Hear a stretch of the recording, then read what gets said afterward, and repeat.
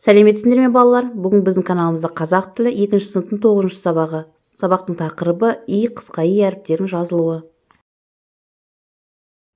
34-ші жаттығу. Жұмбақты оқып, шешуін тап. Әжеме өң берген, жиегін көмкерген, етегі желкендей, киім еді ол нендей? Жұмбақтың жауабы кимешек. И қысқа и дыбыстарын салыстырып, олардың айырмашылығын айт.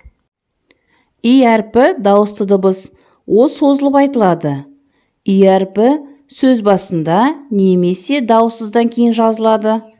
Ал қысқа и әрпі дауыссыз дыбыс. Ол қысқа айтылады және созылмайды. Дауысты дыбыстан кейін жазылады. 35-ші жаттығу. Жаңылтпашты жатқа жаз. И қысқа и әріптері бар сөздердің астынсыз. Бейсенде бар, сенсең тон. Сейсенде бар, сенсең тон. Кигендері өңшең тон. Жаңылтпаштың авторы Ескен Елубай. Бұл жаңылтпашта балалар бейсенде, сейсенде, кигендері сөздерін астын сызамыз. Өйткені бұл сөздерде и қысқа и әріптері бар. Шығармашылық үзіліс. 36-шы жаттығу.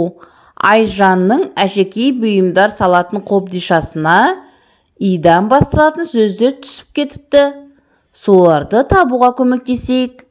Бірінші қатардағы сөз ит, келесі қатардағы сөз ине, үшінші қатардағы сөз ирек, төртінші қатардағы сөз ислам, бесінші қатардағы сөз индира, алтыншы қатардағы сөз итбалық. Мінеки балалар, осы сөздер Айжанның әшекей бұйымдар салатын қобдишасына түсіп кеткен екен. 37-ші жаттығу.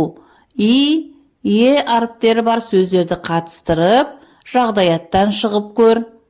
Димаш дене шынықтыру сабағына киетін аяқ киімін жоғалтып алды. Ол менің аяқ киім жоғалды. Ол өте қымбат тұрады.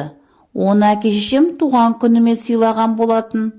Табуға көмектесіңдерші деген мазмұнда хабарландыру жазды. Осы хабарландыру арқылы ол аяқ киімін таба ала ма? Таба алмаса, сен хабарландыруды қалай жазар едің?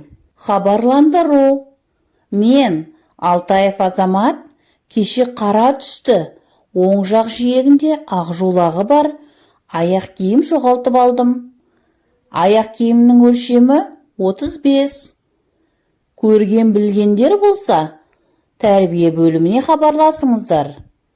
Тауып берген адамға сүйіншісі бар. Осымен балалар сабақ аяқталды. Сабағына лайк басып, каналға тіркеліп алыңдар.